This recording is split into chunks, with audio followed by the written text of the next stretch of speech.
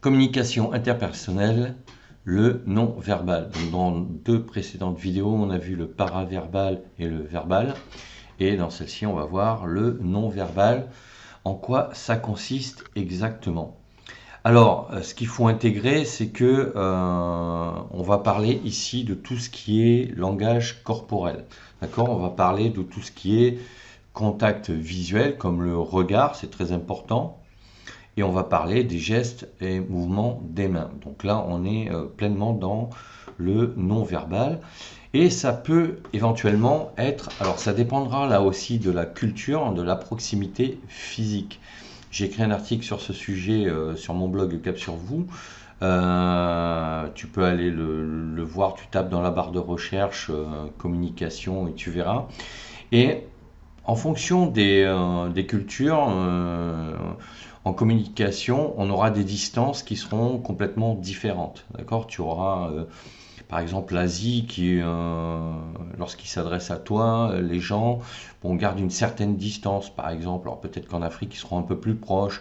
Dans les pays nord-européens, pareil, il y aura une distance, une certaine distance, ce qu'on appelle la distance intime, qui sera autour de 60 cm par exemple, d'accord, et en fonction donc des régions du monde, en fonction de la culture, parce qu'après tu peux avoir dans une région du monde, tu peux avoir par exemple en Asie, tu peux avoir différentes approches en fonction de la spécificité culturelle du pays. Tu vois, tu n'auras pas peut-être la même distance en Thaïlande qu'au Japon, qu'en Corée du Sud ou au Vietnam. Tu vois, donc tout ça, ça sera différent. Et tout ça, ça fait aussi partie de la communication. Donc ça représente bien évidemment l'expression corporelle aussi et l'attitude de manière générale. Donc comme je te l'ai dit, tu as aussi ce qu'on appelle l'effet de halo. Donc ça correspond à l'impression que tu vas donner dans les premières secondes à ton interlocuteur. Et à ce titre, l'apparence vestimentaire va jouer un rôle important. Alors, ça va jouer un rôle important, ça ne veut pas dire que tu dois t'habiller de telle ou telle manière. Si tu es dans un environnement où le code vestimentaire c'est le costume cravate et que tu arrives en jean basket, tu peux être en décalage, tu vois. Alors que si tu es dans un environnement, en général tout ce qui est infoprenariat, start-up, etc. C'est plutôt jean basket, voilà, et sweat. Si tu te pointes en costard cravate, tu seras là aussi un peu décalé, quoi. Donc l'apparence vestimentaire, si tu veux, elle joue un rôle en communication non verbale, mais encore une fois, ça dépendra du contexte et du public que tu veux cibler et du ton que tu veux donner. Parce qu'on associe souvent le costume cravate au côté un peu autoritaire entre guillemets pour avoir de l'autorité, mais ça fonctionne en fonction de ton statut. D'accord? Si tu es effectivement dans un homme de communication, que tu es dans la politique par exemple, bon, souvent ils ont costume cravate.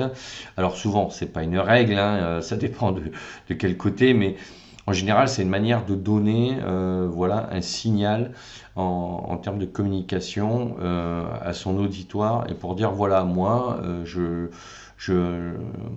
j'ai ce code vestimentaire parce que je veux acquérir, enfin, respecter le statut que j'ai ou pas, quoi. Tout dépendra.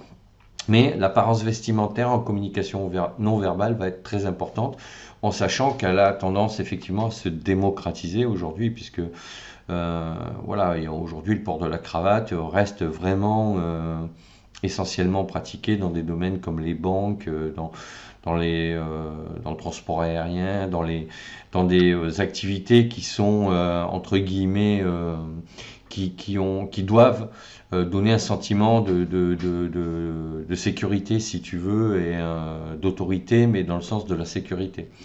Et voilà, ça renvoie à la notion d'uniforme un peu, tu vois.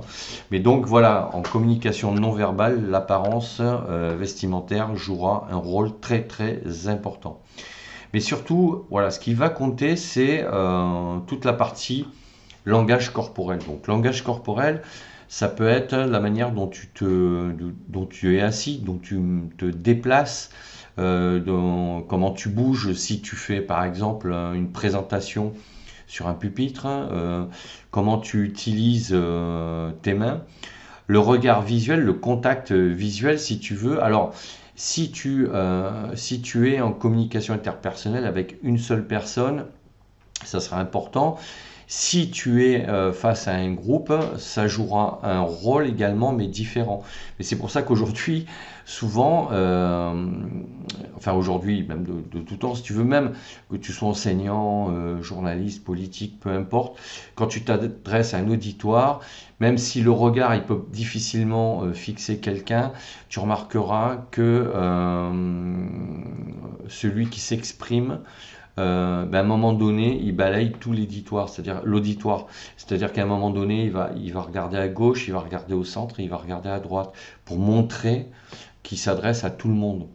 Donc, quand on parle de contact visuel, le regard, c'est surtout en entretien individuel ou en réunion avec un nombre de personnes assez réduit, où là, bon, effectivement, si tu t'adresses aux autres personnes, tu es obligé de les regarder quand tu t'adresses à elles, si tu veux. Mais quand tu es face à un public, là, ça va être beaucoup plus dans le gestuel, c'est-à-dire, mais il va falloir le formaliser. C'est-à-dire qu'il va falloir que tu te tournes vers la gauche, au centre et à droite pour montrer que tu t'adresses bien à toutes les parties de l'auditoire. Donc la communication non verbale, ça passe par ça. Et puis après le comportement, je dirais que c'est plus lié à la posture, si tu veux.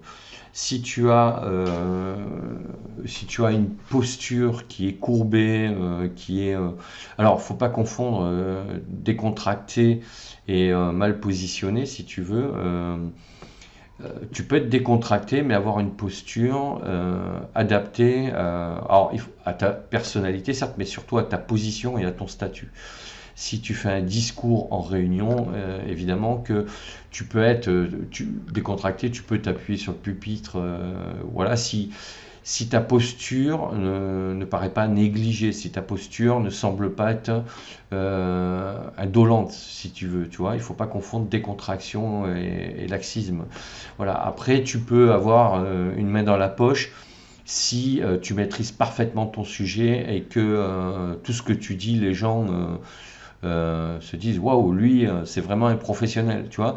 Tu peux compenser la décontraction par le professionnalisme, par le fond et la forme au niveau du discours, par exemple, avec le paraverbal, avec le verbal. Tu vois.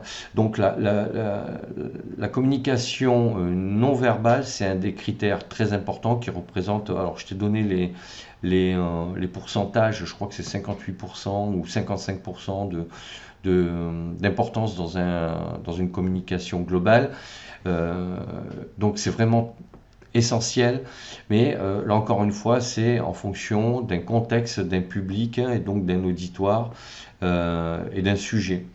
Donc ça, c'est en fonction de ça, c'est sûr que tu peux avoir même des chefs d'entreprise qui vont être en costume cravate tous les jours, et puis s'ils organisent un séminaire, bon, ils vont être beaucoup plus décontractés au niveau vestimentaire, puisque l'objectif d'un séminaire, c'est justement de permettre aux gens de se rencontrer, de mieux se connaître, et donc d'avoir une approche plus décontractée. Et ça passe par la tenue vestimentaire.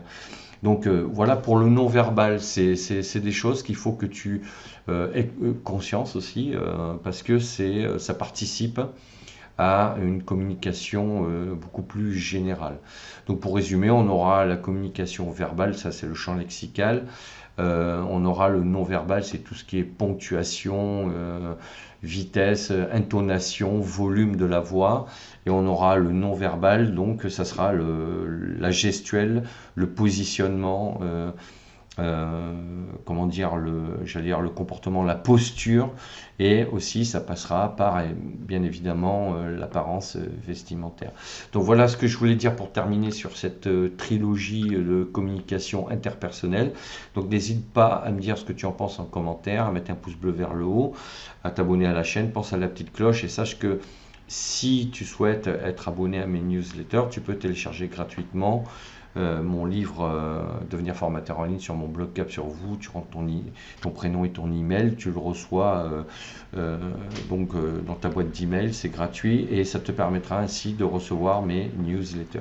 Donc je te dis à bientôt pour d'autres sujets.